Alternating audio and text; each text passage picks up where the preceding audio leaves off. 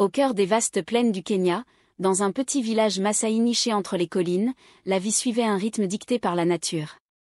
Les hommes guidaient les troupeaux de vaches, symboles de richesse et de fierté, tandis que les femmes tissaient des histoires dans les étoffes colorées qu'elles portaient. Le village vivait dans une harmonie fragile, reliant l'homme, la terre et les ancêtres. Parmi les habitants, Njoroge était un père respecté, connu pour sa gentillesse et son dévouement à sa famille. Il n'était ni riche ni influent, mais son foyer rayonnait de l'amour qu'il portait à son fils unique, Kito, un garçon espiègle au sourire lumineux. Cependant, une ombre commençait à planer sur le cœur de Njoroge. Au marché, il voyait ses compagnons revenir avec des sacs pleins de nourriture, vêtus de vêtements neufs, racontant leur voyage dans les grandes villes. Il possédait des biens que Njoroge ne pouvait que rêver d'avoir. Chaque soir, en contemplant sa maison modeste et son troupeau diminué, il se sentait envahi par un sentiment d'injustice. Pourquoi, malgré son travail acharné, ne parvenait-il pas à offrir à sa famille ce qu'il voyait chez les autres? Un jour, alors qu'il arpentait la savane, Njoroge croisa la route d'un vieil homme mystérieux. Sa peau marquée par les années et ses yeux perçants trahissaient une sagesse étrange. Ce dernier lui murmura des paroles qui allaient bouleverser sa vie: si tu veux la richesse, il te faudra donner ce que tu as de plus précieux. Ces mots s'enfoncèrent dans l'esprit de Njoroge comme des racines profondes. Serait-il prêt à sacrifier l'amour de son fils pour accéder à la richesse tant convoitée? Dans le petit village Maasai, la vie de Njoroge s'écoulait entre les tâches quotidiennes et l'éducation de son fils, Kito. Le soleil brûlant rythmait les jours, tandis que les nuits étaient bercées par le chant des grillons. Mais derrière cette routine paisible, le cœur de Njoroge était agité. Depuis quelque temps, une pensée l'obsédait: il n'avait pas assez. Chaque matin, il observait ses voisins revenir du marché, chargés de marchandises. Ils arboraient des étoffes luxueuses et parlaient avec fierté des richesses qu'ils avaient accumulées. Certains possédaient des troupeaux immenses, tandis que le sien se réduisait à une poignée de bêtes maigres. Il ne pouvait s'empêcher de ressentir une profonde frustration. Malgré tout son travail, il n'arrivait pas à offrir à sa famille une vie meilleure. Kito, son fils de 8 ans, ne semblait pas affecté par cette pauvreté. Il courait pieds nus dans la savane, riait aux éclats avec les autres enfants, et chaque soir, il s'endormait paisiblement après avoir écouté les récits de son père sur les exploits des ancêtres. Pour Kito, la richesse résidait dans ces moments simples, mais pour Njoroge, c'était différent. Un soir, après une longue journée passée à surveiller son troupeau, Njoroge se retrouva seul au bord d'un feu de camp. Il contemplait les étoiles, cherchant une réponse à ses tourments. Pourquoi les autres ont-ils tout, alors que moi, je n'ai presque rien? Murmura-t-il, la voix pleine d'amertume. C'est alors qu'un vieil homme sortit de l'ombre. Il était vêtu d'un long manteau de peau et portait un bâton orné de symboles anciens. Ses yeux perçants semblaient lire dans l'âme de Njoroge. Intrigué, mais légèrement méfiant, Njoroge lui demanda: « Qui es-tu » L'homme s'assit près du feu, sans répondre immédiatement.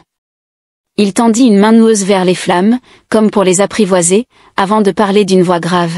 « Je suis celui qui voit ce que les autres ignorent. Je sens ton trouble, jeune homme. Tu désires plus que ce que tu as, n'est-ce pas ?» Les mots du vieil homme frappèrent Njoroge en plein cœur. Comment pouvait-il connaître ses pensées? Après un long silence, Njoroge hocha la tête. « Oui, c'est vrai. J'en ai assez de cette vie où je lutte pour si peu. Je veux offrir une meilleure existence à mon fils. » Le vieil homme esquissa un sourire mystérieux. La richesse est à portée de main pour ceux qui sont prêts à payer le prix. Ces paroles résonnèrent dans l'esprit de Njoroge. Le vieil homme poursuivit.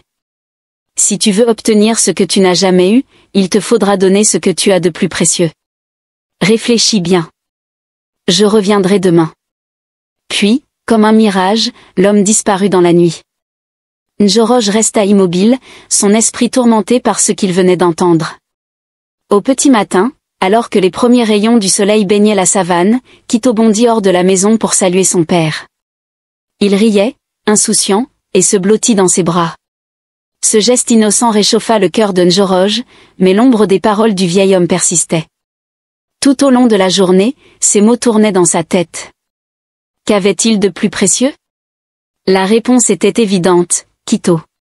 Mais pouvait-il envisager de sacrifier son fils pour obtenir une richesse matérielle? Alors que le soir tombait, Njoroj était face à un dilemme impossible. D'un côté, il rêvait d'une vie de prospérité, de l'autre, il ne pouvait imaginer un monde sans son fils. Pourtant, la pression était forte, et il sentait sa détermination vaciller. Le lendemain, il savait que le vieil homme reviendrait, et il devrait prendre une décision. Ce serait le début d'un chemin où les forces de l'amour et de la tentation s'affronteraient, mettant à l'épreuve son âme et sa foi en la véritable richesse de la vie. Au matin suivant, le village Masaï se réveilla dans un mélange d'étonnement et d'euphorie. Autour de la maison de Njoroj, des troupeaux de vaches majestueuses s'étaient rassemblés, broutant paisiblement l'herbe tendre. Les bêtes étaient vigoureuses, à la robe luisante, et portaient des cornes magnifiquement courbées. Une telle vision était rare, même pour les plus riches éleveurs du village. Les voisins accoururent, curieux de comprendre ce miracle. Les murmures emplissaient l'air. Comment cela est-il arrivé? Ces troupeaux sont dignes d'un roi. Mais Njoroj, debout près de sa maison, gardait son calme. Il tenait Quito par la main, le regard fixé sur l'horizon, là où le vieil homme avait disparu la veille.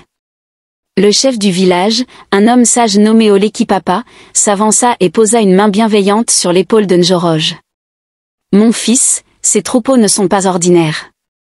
Explique-nous ce qui s'est passé. » Njoroj hésita un instant. Il savait que l'histoire qu'il allait raconter défierait la logique, mais il sentait aussi qu'il devait honorer la vérité. Alors, il raconta tout, sa rencontre avec le vieil homme, la tentation du sacrifice, et le choix qu'il avait fait de protéger son fils malgré la promesse de richesse.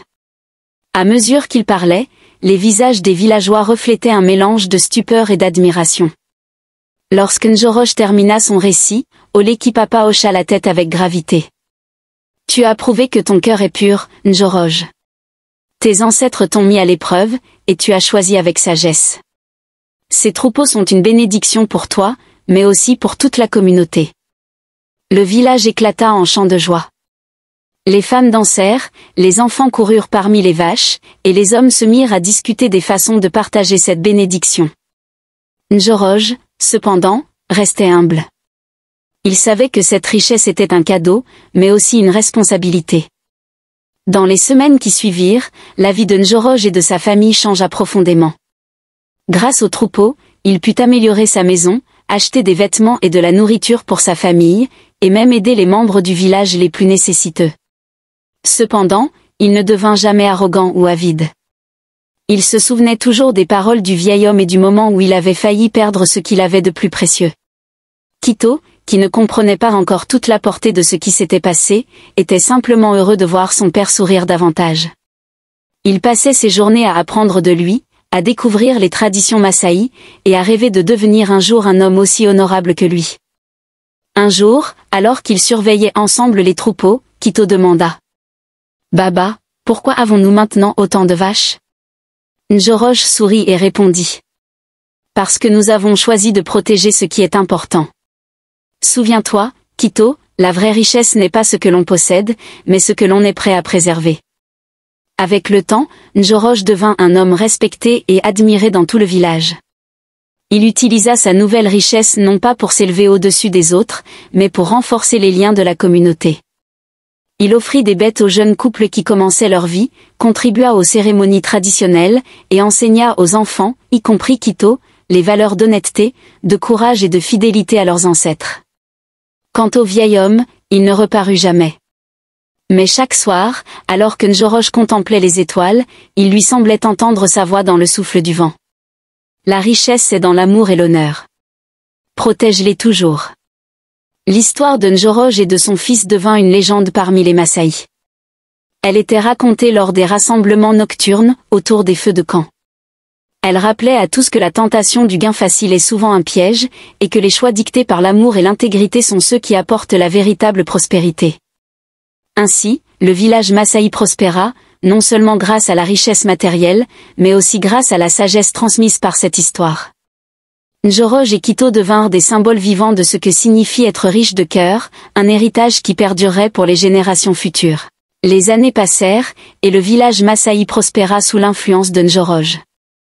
Ces troupeaux, offerts par les ancêtres, devinrent non seulement une source de richesse pour lui, mais aussi un pilier pour toute la communauté. Les enfants grandissaient en entendant son histoire, et son nom était souvent mentionné comme un exemple de sagesse et de courage. Quito, qui avait désormais atteint l'âge adulte, était devenu un jeune homme respecté, aussi brillant que ses ancêtres auraient pu l'espérer. Il portait en lui les leçons de son père, ainsi qu'un profond respect pour les traditions massaï. Mais dans son cœur, il sentait qu'il restait une mission à accomplir. Un jour, alors qu'il accompagnait son père pour surveiller les troupeaux, il brisa le silence. « Baba, toute ma vie, tu m'as enseigné la valeur de l'amour et de l'honneur. Mais je sens qu'il est temps pour moi de comprendre pleinement ton épreuve. Pourquoi les ancêtres t'ont-ils testé de cette manière ?» Njoroge, qui était maintenant marqué par les années mais dont les yeux brillaient toujours de sagesse, posa une main sur l'épaule de son fils. « Les ancêtres ne m'ont pas seulement testé, mon fils. Ils ont voulu nous enseigner à tous une leçon importante. La richesse, la vraie, n'est jamais matérielle. Elle réside dans nos choix, dans notre fidélité à nos valeurs et dans l'amour que nous portons à notre famille et à notre communauté. » Quito hocha la tête, mais une question persistait dans son esprit. « Crois-tu qu'un jour, moi aussi, je serai mis à l'épreuve ?» Njoroge sourit doucement. « Chaque génération est testée, Quito. Peut-être pas de la même manière, mais chaque homme doit prouver qu'il comprend ce qui a réellement de la valeur dans ce monde. Lorsque ce moment viendra, écoute ton cœur et souviens-toi de tout ce que nous avons traversé. » Quelques mois plus tard, un événement inattendu vint troubler la paix du village. Un marchand étranger arriva, portant avec lui des promesses de richesse rapide. Il proposait aux habitants d'échanger leurs terres contre de l'argent et des biens luxueux. Certains, séduits par ces promesses, commencèrent à envisager de vendre ce qu'ils possédaient, oubliant l'importance de leur tradition et de leur héritage. Quito, voyant son peuple sur le point de commettre une erreur irréparable, se sentit investi d'une mission. Il organisa une réunion au centre du village, rassemblant les anciens, les jeunes, et même ceux qui étaient tentés par l'offre du marchand. « Mon peuple, commença-t-il, n'oublions pas qui nous sommes. Ces terres que l'on vous demande de vendre ne sont pas de simples parcelles. Elles portent les souvenirs de nos ancêtres, les récits de nos exploits, et les espoirs de nos enfants. » Certains murmuraient, hésitants, mais Quito continua avec passion. « Mon père, Njoroge, a refusé la richesse matérielle pour protéger ce qui est important. Grâce à lui, nous avons prospéré. Allons-nous aujourd'hui trahir cet héritage pour quelques pièces d'or qui disparaîtront aussi vite qu'elles sont venues ?» Le chef du village, Oleki Papa, se leva alors et s'adressa à l'assemblée. « Quito a raison. Nous sommes un peuple fier, ancré dans nos traditions. Si nous vendons nos terres, nous vendons aussi notre âme. » Touchés par ces paroles, les habitants prirent conscience de leur erreur. Ils remercièrent Quito pour son courage et rejetèrent les offres du marchand, qui quitta le village, déçu mais impuissant. Cette épreuve renforça la communauté. Les anciens enseignèrent aux jeunes l'importance de préserver leur héritage, et l'histoire de Njoroge et de son fils fut une fois de plus contée, rappelant à tous les valeurs qui définissent le peuple massaï. Njoroge, témoin de la sagesse de son fils, se sentit empli de fierté. Un soir, alors qu'ils étaient assis ensemble sous le ciel étoilé, il lui dit « Quito, aujourd'hui, tu as prouvé que tu es prêt à porter l'héritage de notre famille. Je peux partir en paix, sachant que notre peuple est entre de bonnes mains. » Quito, ému, répondit « Baba, c'est grâce à toi. Tu m'as montré que l'amour, la sagesse et le respect de nos valeurs sont les plus grands trésors que nous puissions transmettre. » Njoroge vécut encore plusieurs années, entouré de l'amour et du respect de sa famille et de son village. Lorsqu'il quitta ce monde, il fut enterré dans une cérémonie empreinte de gratitude et d'honneur. Sa tombe, placée sous un grand acacia, devint un lieu de recueillement où les générations futures venaient puiser inspiration et force. Ainsi, l'histoire de Njoroge et Quito devint plus qu'une légende. Elle devint un guide, un rappel éternel que la véritable richesse n'est ni l'or ni les biens matériels, mais l'amour, l'honneur, et la fidélité à son peuple et à ses valeurs.